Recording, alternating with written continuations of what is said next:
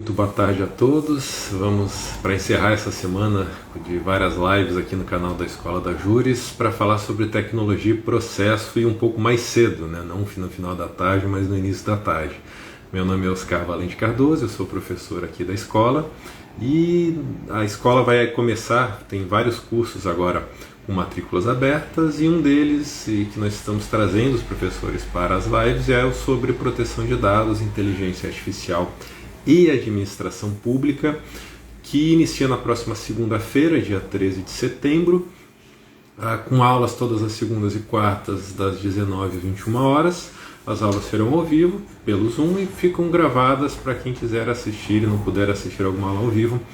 Para assistir a aula no final do curso, ainda vai haver um período para poder assistir às aulas gravadas. E hoje nós falaremos com o professor Tiago Gontijo Vieira sobre tecnologia e processo.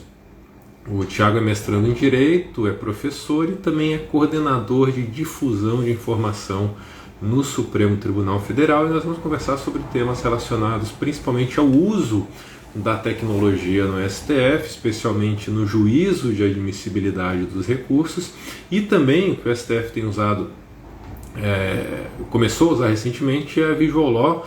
Vocês podem ter percebido como os informativos mudaram, uma linguagem mais acessível, com resumos, com parte visual e em áudio e texto. Então o Tiago vai conversar um pouco conosco sobre essas questões e sobre de que forma, né, a tecnologia tem cada vez mais vem impactando o direito e, no nosso caso, o poder judiciário e o aproveitamento da tecnologia pelo judiciário no nosso trabalho interno para otimizar rotinas e procedimentos e processos de trabalho. Então, vamos aguardar o professor Tiago para começar essa conversa com ele. E lembrando que o nosso curso começa na próxima segunda, dia 13 de setembro, vai até 4 de outubro. Nós teremos 7 aulas com temas relacionados à proteção de dados, direito administrativo, administração pública e inteligência artificial. Vou chamar o Tiago aqui para a sala. Dizendo, o Tiago, ele é, além de professor aqui na Escola da Júris e em outras instituições, ele é mestrando em Direito, coordenador de difusão de informação do STF, um grande amigo, já trabalhamos juntos, né, lá no STF. O Tiago está há muitos anos lá e agora, merecidamente, num cargo na presidência, na parte administrativa, em que a gente não sabe dizer se é um cargo ou se é um prazer trabalhar nessa área, né, Tiago? Então, seja muito bem-vindo. Vamos conversar um pouco sobre o uso da tecnologia nos tribunais, principalmente no STF. Eu tenho dito, né, que essa ampliação que nós temos visto recentemente, não só o processo eletrônico que já vem de muito tempo, mas de toda a informatização do serviço do judiciário, agora com o aumento da automação e também da inteligência artificial, veio com uma questão de necessidade, né, principalmente com a emenda constitucional 95, instituir o teto de gastos. O judiciário está precisando criar formas de conseguir manter a qualidade dos seus serviços e o funcionamento regular de rotinas e processos de trabalho com orçamento reduzido e com quadro de pessoal reduzido também. É um grande desafio e o Supremo tem usado muito bem a tecnologia e o Visual Law, e o Tiago vai conversar um pouco com a gente sobre isso hoje. Boa tarde, Tiago. Prazer em revê-lo ainda aqui à distância de novo, né? Boa tarde, grande amigo Oscar. Você é um prazer, vou dizer uma palavra difícil, inanarrável te encontrar, tá trocando essa ideia, junto com os colegas que estão entrando. Já vejo várias pessoas entrando, alguns conhecidos, né? A minha esposa acabou de entrar também, Bruna Gane.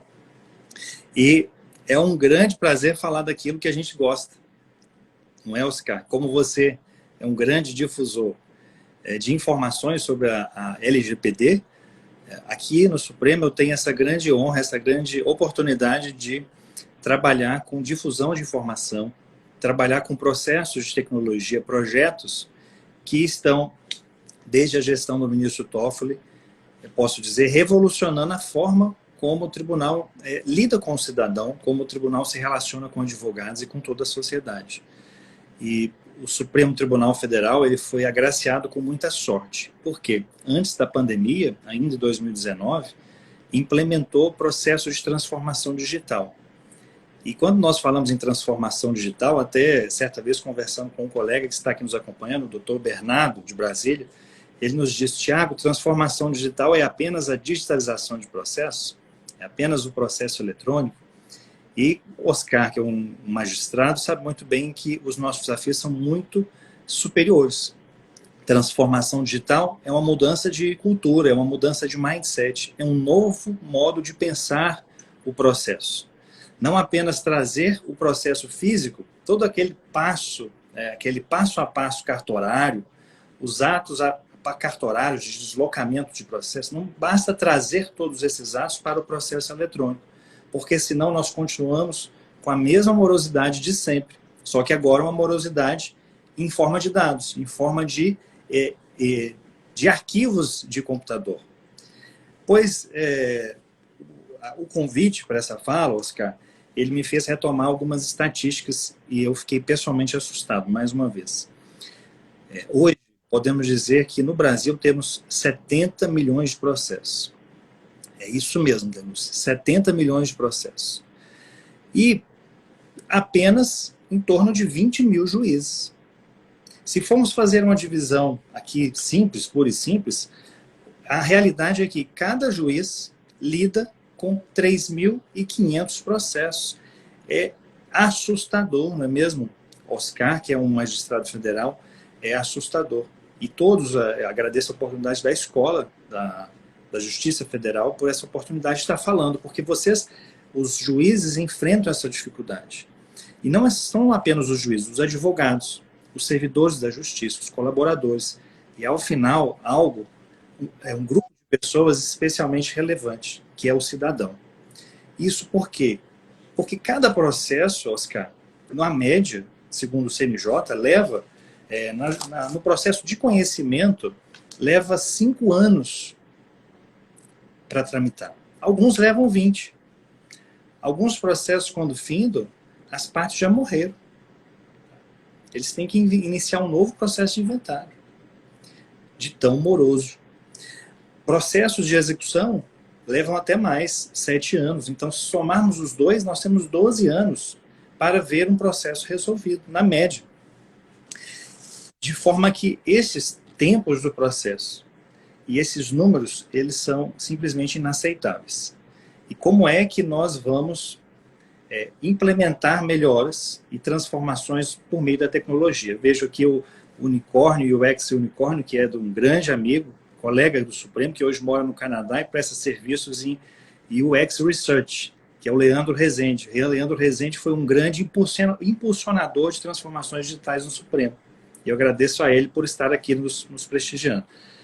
O Leandro, o Jean e o Bruno Bezerra também já comentaram aqui, grandes amigos. E aí, só aproveitando a tua fala, eu não peguei essa época, mas na Justiça Federal, na época do processo de papel e pré-juizado especial, era comum os processos previdenciários, pedidos de aposentadoria, terminavam com a habilitação dos sucessores na execução de sentença ou na fase de cumprimento de sentença, e depois o procedimento dos juizados, a Lei 10.039 e o processo eletrônico acabaram com isso. Hoje é raro a gente ter habilitação de sucessores do processo, algo que era muito comum na fase pré-juizado e pré-processo eletrônico. Excelente, excelente. E veja que o Dr. Oscar já nos apresenta já mostra evoluções. E, de fato, nós tivemos grandes evoluções. Mas a nossa fala hoje, ela é uma fala mais informal, não é, Oscar? Foi o que nós conversamos. Você me pediu, vamos fazer um bate-papo, até porque estamos aí ou no horário de almoço, ou os colegas que acabaram de almoçar ou estão indo para o almoço. Então, vamos ter um bate-papo aqui descontraído, algo mais informal, e eu peço licença a quem é da área de TI para falar uma linguagem bem simples e bem direta.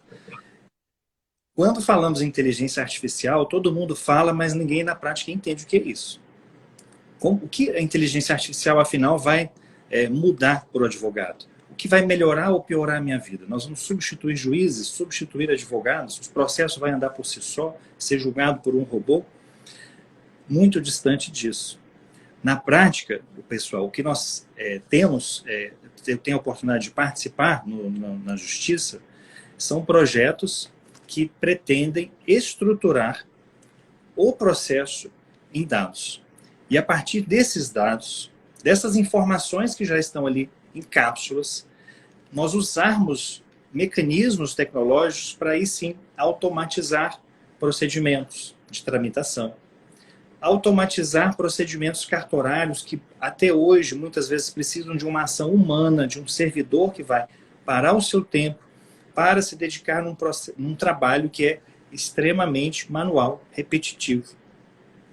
E nós também, Oscar, temos participado de projetos em que esses algoritmos, esses códigos, eles passam a indicar meios de aumentar a eficiência do Poder Judiciário, meios de aumentar a celeridade da tramitação dos processos, meios de auxiliar os juízes no agrupamento de processos que sejam semelhantes, de indicar uma jurisprudência que seja mais pertinente ao caso.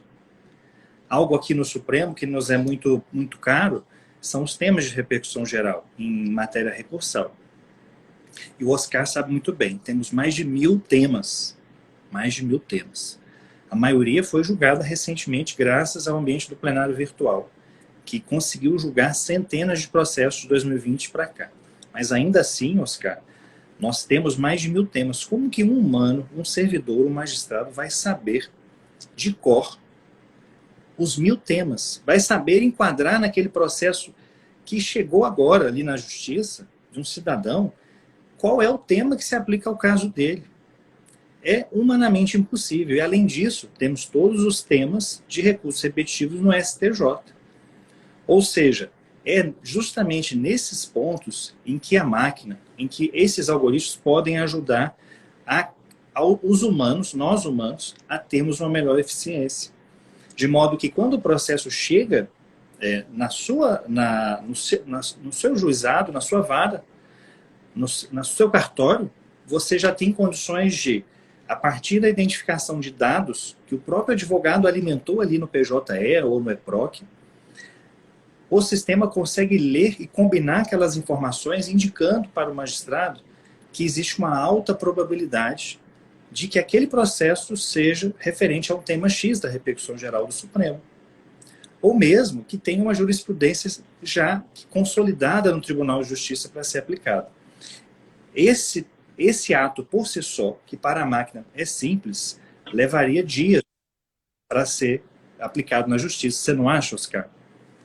E não é por acaso que a inteligência artificial aqui no TRF4, no EPROC, ela começou no tribunal na vice-presidência, fazer o juízo de admissibilidade dos recursos para STF e STJ, não só para barrar, mas também para identificar processos sobre questões de direito, de fato, novas, para selecionar os processos para remeter ao STJ e ao STF.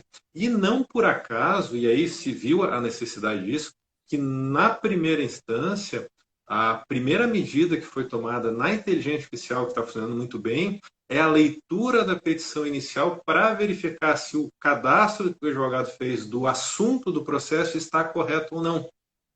Porque um processo cadastrado com assunto errado, ele vai tramitar de uma forma diferente, a fase recursal dele pode atrasar, e depois essa seleção de processos também para afetação ou não a algum precedente vai demorar se não tiver feito o cadastro errado. E para os advogados não é algo muito simples, porque eles acabam lidando com 3, 4, 5, 6 sistemas processuais eletrônicos em tribunais diferentes, e ainda que hoje nós já, eu acho que finalmente todos funcionam, pelo menos os principais, são o EPROC, o PJE e o PROJUDE, o ESAG eu não sei se tem, mas eu acho que já tem, já está com a tabela de classes de assuntos do CNJ incorporada, então eu acredito que hoje esteja tudo padronizado, mas até 2, 3 anos atrás, cada sistema processual tinha uma classificação diferente, o que dificultava, e isso atrapalha muito, né?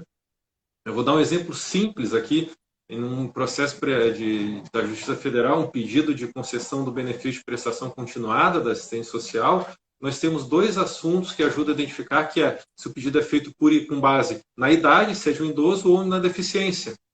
Se é feito por idoso, a gente só precisa fazer um tipo de perícia, que é a socioeconômica. Se é feito por deficiente, tem perícia médica e socioeconômica. Um cadastro errado, digamos, se é um caso de deficiente que o advogado cadastra como idoso, Às vezes o processo pode ser direcionado apenas para um tipo de perícia quando precisa duas, e se eventualmente esse erro passar sem verificação, isso atrasa a tramitação do processo. Então, para nós foi muito bom essa inclusão da inteligência artificial para fazer a leitura e avisar. Então, hoje, como funciona o EPROC? O advogado autua o processo, nós recebemos na vara, o assunto vem com basicamente dois tipos de sinais diferentes. Vem com sinal verde de que foi conferido e é muito provável que o cadastro do assunto esteja certo, ou vem com um aviso em vermelho de que muito provavelmente aquele assunto foi cadastrado de forma errada e ele já indica qual é o assunto certo.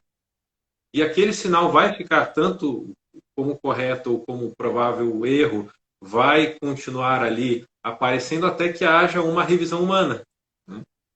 Então a gente não tem a máquina decidindo, mas a máquina nos auxiliando na tomada de decisões, o que é excelente. Até a automação a gente já vinha usando já há mais tempo, mas a inteligência artificial nos ajuda muito mais a otimizar essas rotinas de trabalho. Que bacana, Oscar. Então, como você disse, não é uma questão de substituir o humano, mas de trazer mais eficiência para que nós, servidores, os advogados, a gente possa se dedicar em tarefas mais intelectuais e não tarefas repetitivas e rotineiras, não é? Mas eu gostaria de apresentar aqui uma proposta de reflexão. Nós temos advogados nos acompanhando agora, muitos irão nos assistir, temos cidadãos que não atuam no sistema de justiça, mas a proposta é a seguinte: Oscar, cada vez mais, como nós dissemos, são 70 milhões de processos tramitando no Brasil, são praticamente 3.500 processos por juiz. Então, a pergunta inicial que eu faço para vocês refletirem é: como seria possível a uma única pessoa, um juiz, analisar do início ao fim um processo, com toda a atenção, se ele tem que analisar 3.500 processos? Então, eu gostaria que todos compreendessem que a justiça ela trabalha como equipe. Então, um juiz, ele possui um gabinete, ele possui uma equipe que vai fazer um trabalho, composta de estagiários, de servidores, assessores e outros serventuários que trabalham na questão cartorária, que são as movimentações do processo. Toda essa análise é feita de maneira escalada. Se inicia uma análise inicial para se identificar qual é o tema daquele processo. Se faz a pergunta se existe algum julgamento daquele próprio juiz relacionado àquilo, se já existe uma jurisprudência que foi definida pelo tribunal. Ou seja, os juízes raramente inventam direito para o caso concreto. Eles sempre se buscam um direito que já foi aplicado anteriormente, ou que já foi firmado com os tribunais superiores.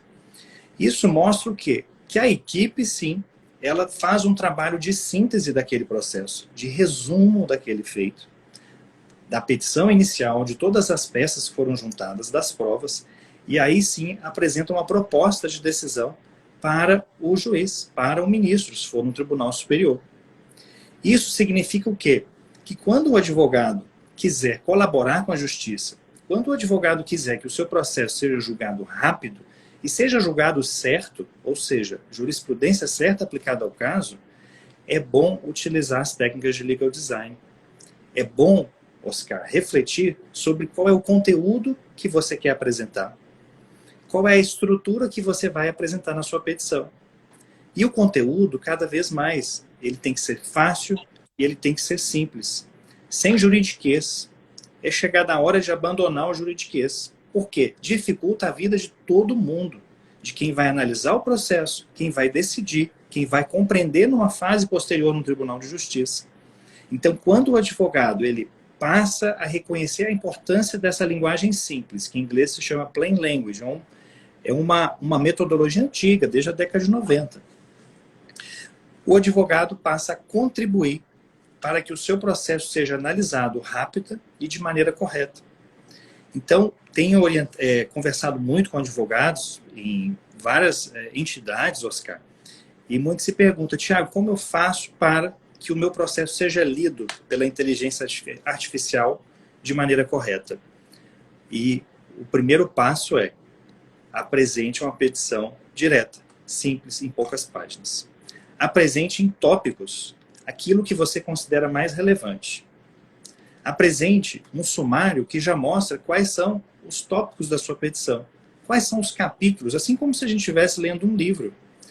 Apresente de maneira objetiva e direta qual é o pedido daquele caso. E pedidos dentro de cada um dos capítulos.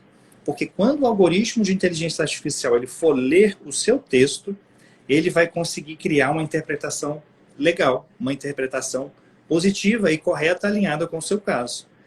Se você citou uma jurisprudência, deixe já o tópico. Um bullet point estruturado, qual é a jurisprudência que foi citada e por que ela se aplica ao seu caso, em um parágrafo. Então você contribui para que toda a justiça tenha capacidade de analisar, interpretar a sua petição, o seu recurso de maneira mais imediata, mais rápida. E nos tribunais que já utilizam esses algoritmos, o robô vai conseguir agrupar o seu processo com outros realmente semelhantes, permitindo que haja uma decisão uniforme, uma decisão harmônica e segura para todas as partes. Sob risco, como o Oscar comentou, de se o processo estiver mal explicado, mal redigido, ou às vezes com o assunto errado, ele pode, a magistratura pode ser induzida a um equívoco que só vai ser corrigido posteriormente em fases de recurso. Então todos queremos uma justiça melhor. E eu acredito que esse é um bom caminho, como você propôs, Oscar, de conciliar inteligência artificial com legal design e essas técnicas visuais. Um assunto importante que eu tenho falado desde que o CPC foi, ainda no período da vacância, desde que foi publicado o CPC 2015, que nós já tivemos uma mudança importante na argumentação dentro do processo. Com essa quantidade de temas, mais de 1000 no STF, no STJ, a Justiça do Trabalho há muito tempo já trabalha com súmulas, orientações normativas. Agora, no nosso sistema recursal de Juizado Especial Federal, a Turma Nacional começou a trabalhar com temas representativos de controvérsia, já tem uma grande quantidade também. A argumentação, o debate, a dialética no processo hoje é mais voltada para adequação ou não ao precedente, adequação ou não ao caso julgado pelo tribunal, do que mais a interpretação de lei, ou citação de doutrinas, ou aquela que se fazia antigamente de usar 10, 20 páginas citando emendas de acórdãos anteriores dos tribunais. Não há mais necessidade disso. Basta pegar um caso e comparar um caso com o outro, que acaba sendo mais fácil.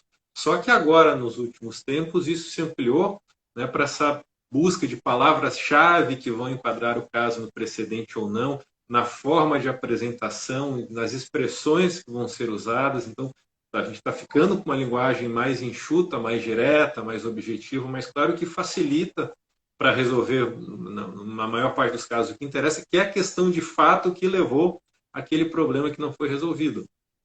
E um avanço muito importante que a gente teve aqui no EPROC, e para quem trabalha com SEI, né, em processo administrativo já tinha mais tempo, agora isso veio para o EPROC, é a possibilidade de colocar o link do documento dentro da decisão. Então, se eu vou mencionar uma prova no processo, o documento 7 juntado com a inicial, eu não preciso sair da decisão e abrir o documento. Eu já posso colocar o link para abrir o documento dentro da decisão. Então, é mais uma ferramenta que a gente está usando da tecnologia para facilitar a leitura, a compreensão e o entendimento até da fundamentação da decisão judicial. Excelente, excelente. Essa inovação já é esperada há muito tempo no PJE e o EPROC sai na frente, não é, Oscar? Sai na frente e facilita muito a vida do advogado. Algo que nós temos aprendido na esfera da justiça como um todo é aplicar metodologias novas de pensamento, metodologias de projetos, metodologias de como criar uma gestão mais eficiente, uma gestão mais estratégica. E o Design Thinking, que é o pai do Legal Design, ele tem ajudado muito. Por quê? Nós que estamos na justiça, Oscar, nós passamos a nos colocar na posição dos usuários, na posição do advogado, na posição do cidadão. E a partir dessa nova ótica que nós pensamos nos serviços, nas soluções, nas melhorias. Deixa de ser aqueles projetos que eram feitos de dentro para fora. Agora esses projetos estão sendo feitos de fora para dentro e muitas vezes com a participação dos próprios cidadãos, dos próprios atores. No Supremo, se me permite, eu poderia compartilhar um pouco da experiência que a presidência atual e a anterior tiveram na esfera de recursos. Foi uma das questões que você me propôs na nossa conversa anterior. Todos sabem que um processo começa normalmente se começa na primeira instância, um juiz em quaisquer das cidades do nosso gigante país, e ao final é possível que esse processo chegue ao Supremo por meio de um recurso, que é chamado de recurso extraordinário. É possível também que esse mesmo processo seja levado ao STJ, por meio de um recurso especial. Se esses dois recursos eles forem negados pelo Tribunal de Justiça, existe um agravo para que seja subido, para que ele seja levado aos tribunais superiores. Mas sem entrar em muitas questões técnicas, Oscar, o que eu gostaria de apresentar é que o Supremo, no ano passado, pasme, ele recebeu 70 mil processos. São 11 ministros, considerando o presidente e os outros 10. 11 ministros e a corte recebeu 70 mil processos. Se formos comparar com outros países, outras Supremas Cortes constitucionais, os juízes, por exemplo, da Suprema Corte Americana recebem 5, 10 processos por ano. E o Supremo recebeu 70 mil processos. Então, é claro que é humanamente impossível que os ministros analisem caso a caso o processo todo. As análises elas são feitas num momento posterior, que já existe uma minuta de decisão proposta pelo gabinete. Como o Oscar mencionou, nós nos conhecemos aqui, trabalhando em gabinete de ministro. O Oscar como juiz auxiliar. E desses 70 mil processos, a grande maioria são recursos. Ou seja, Oscar, de 70, 50 são recursos. É muito recurso.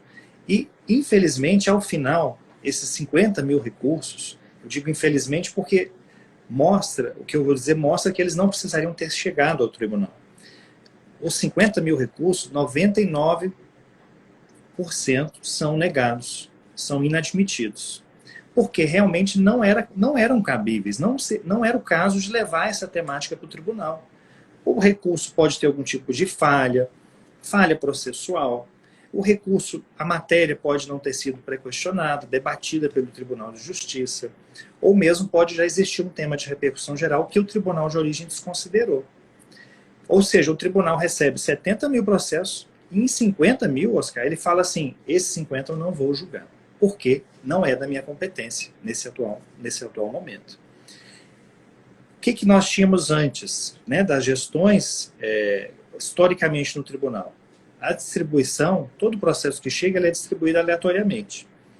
Então, cada processo, muitas vezes chegavam processos idênticos, como o Oscar mencionou, questões previdenciárias, né? Processos idênticos, muitas vezes vizinhos, colegas de sala no trabalho. E cada processo ia para um ministro. Ao final, interpretações divergentes geravam resultados diferentes. Um ganhava, outro perdia. Veja a sensação de injustiça, de insegurança jurídica. Então, um projeto que foi ousado e inovador das últimas presidências foi transferir a competência para analisar recursos e esses agravos para a presidência. Então, hoje, Oscar, existe previsão normativa e existem uma série de inovações tecnológicas que permitiram que a presidência analisasse esses 50 mil recursos no ano passado. A presidência. Esses recursos eles não foram inicialmente distribuídos para os ministros. Uma vez analisados pela presidência, se a presidência considerar que o recurso é bom, que o recurso é apto, aí sim a presidência determina a distribuição aleatória para um dos ministros, especialmente se considerar que pode haver um novo tema de repercussão geral. Mas são casos excepcionais, de modo que o tribunal, a partir dessa centralização na presidência, conseguiu liberar os gabinetes de ministros para trabalhar em questões efetivamente constitucionais, processos originários, ações declaratórias de inconstitucionalidade, e se debruçarem sobre temas de maior envergadura. Isso, o resultado foi que a produtividade do Supremo aumentou. Só no ano passado foram 100 mil decisões. 80 mil decisões monocráticas, que julgam inicialmente o processo, e 20 mil colegiadas, que são quando os advogados apresentam recursos internos. E isso tudo só foi possível por meio de muita tecnologia, mas eu devolvo a palavra para você que eu já estou falando demais. Fique à vontade. Infelizmente, a gente já está chegando no final do tempo, mas essa conversa com certeza vai continuar na aula, né? Eu lembro que o curso começa na próxima segunda, ainda temos vagas. Para quem tiver interesse pode conferir no perfil aqui da Escola da Júris ou no meu, que vai chegar no link da página da escola para fazer a matrícula. Então, Thiago, te agradeço novamente e nos vemos de novo na tua aula do curso para a gente conversar para conseguir aprofundar esses assuntos que em meia hora a gente só deu uma amostra do que vai ser. A gente vai continuar a falar sobre isso lá na aula. Excelente. Te agradeço, Oscar, pela oportunidade de estar conversando com a Júris e com você, especialmente um grande amigo. E quero dizer para todos que nos acompanham que a gente não está aqui para falar de teoria. A gente está aqui para falar coisas práticas e que melhoram o dia a dia do advogado, das partes, das pessoas que atuam na justiça. E a proposta do curso, que foi muito bem organizado pelo Oscar, é justamente essa. Curso prático e efetivo. Exatamente. Muito obrigado. Boa tarde a todos. Um bom trabalho ainda de sexta, bom fim de semana. E segunda começamos o curso e na quarta, às 18h30, nós teremos uma live aqui também com o professor Nilton. Até mais. Tchau. Um abraço. Muito obrigado. Um abraço a todos.